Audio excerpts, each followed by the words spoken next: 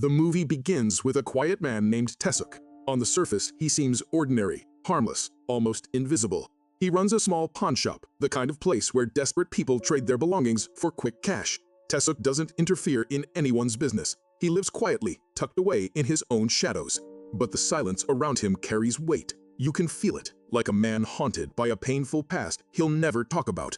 The only spark in his lonely world is a little neighbor girl named Saumi. She sees him as a friend, even though he keeps his distance. To her, he's not a ghost or a mystery. He's someone safe, someone kind. Her mother, however, lives a much darker life. She works as a dancer in a club, drowning herself in drugs to numb the pain. One night, after a show, she makes a reckless move. She steals a bag of narcotics worth hundreds of millions. She hides it inside a camera bag and hands it to her brother, hoping no one will ever find out. But in this city, nothing stays hidden. The drugs belong to a ruthless mafia boss, and when he learns they've been stolen, he unleashes his enforcers, two violent brothers who'll do whatever it takes to bring the package back. Meanwhile, back at home, Saumi's mother fights with her husband, throws him out, and collapses into tears. Desperate, she turns to Tesuk for help. He gives her a place to sleep, though he says little. She calls him frightening, like a ghost, but Tesuk only tells her to rest. His silence is louder than words. The next morning, small details remind us that even he still has fragments of warmth left. Saumi had painted an angry face on his fingernail and left him a little letter. For the first time in years, Tesuk smiles. But darkness is never far. Outside school, Saumi is falsely accused of trying to steal a woman's bag. The police show up, and when they ask about her parents, she points to Tesuk, standing quietly in the distance. The officers mistake him for her father, but he walks away without a word. That night, Saumi confronts him angrily. "Why did you point at me? Everyone calls me crazy. Everyone hates me, and I hate them too. You were the only one I thought of as a friend. Do you want me to hate you as well?"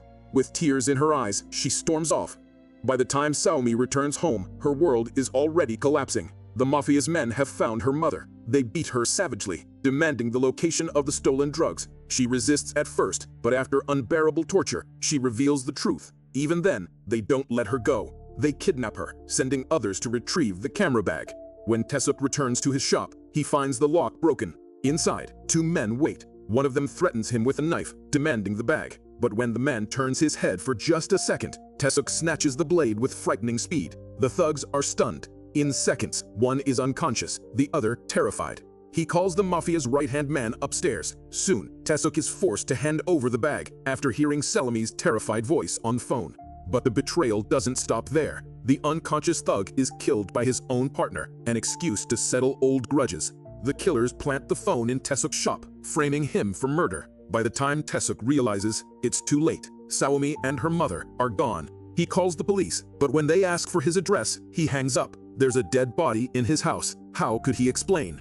The phone rings again. The mafia's enforcer delivers a chilling ultimatum. If he wants the girl and her mother alive, he must do a job for them. With no choice, Tesuk obeys. He retrieves another stash of cocaine from a hidden locker and delivers it to the mafia boss himself. But something unexpected happens. The boss is shocked. He never ordered this job. In that moment, the truth comes out. His own right-hand man has betrayed him, pocketing a stash worth billions. Rage consumes the kingpin. He kills his own brother in a fit of fury, throwing him from the rooftop. Police swarm the scene, arresting everyone, but the boss escapes. On the run, the mafia leader steals a car, only to discover a nightmare in the trunk. Saumi's mother, dead, mutilated, her organs harvested.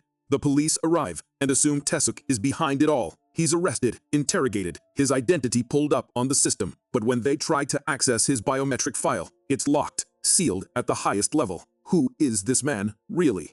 Then, with quiet menace, Tesuk makes a request. Unlock my left hand. I eat with my left, not my right. The moment the cuffs are opened, he explodes into action, breaking free, killing the officers, vanishing like smoke.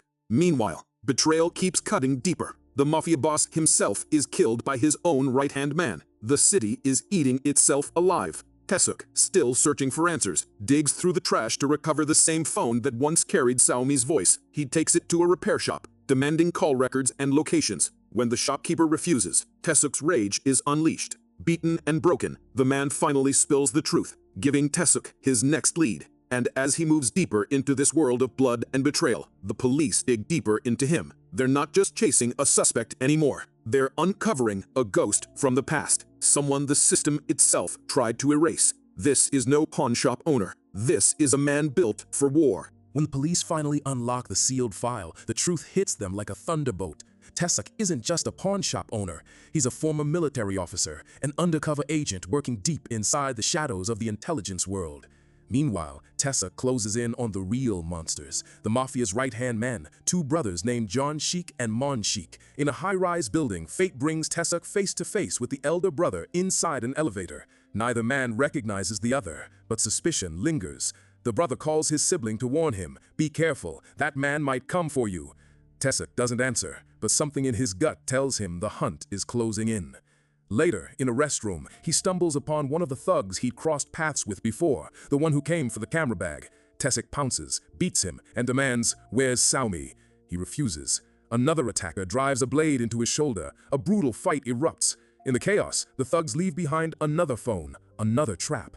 And then the police storm the scene, watching as Tesuk escapes in a stolen car.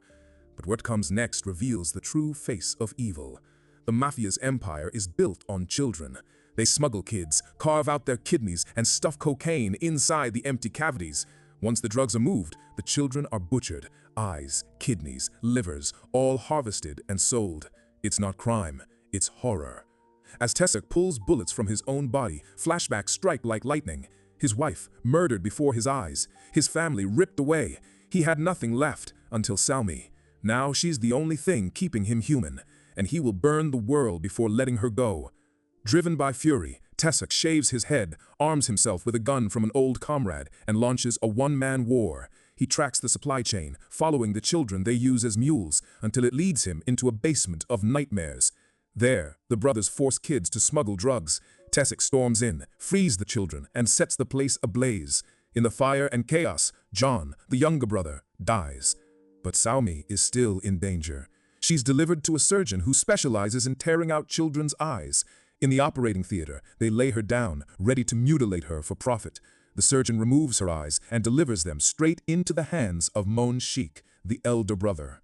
That's when Tesuk arrives. He demands to know where Saumi is. Mon Sheik laughs and throws the bloodied eyes at his feet. "Here, this is your precious girl." Tesuk shatters. Pain, rage, grief, they all collide inside him. And then he unleashes hell, slaughtering everyone in the room. But Mon Sheik escapes. In his bulletproof car, Mon laughs, certain that money and police connections will save him.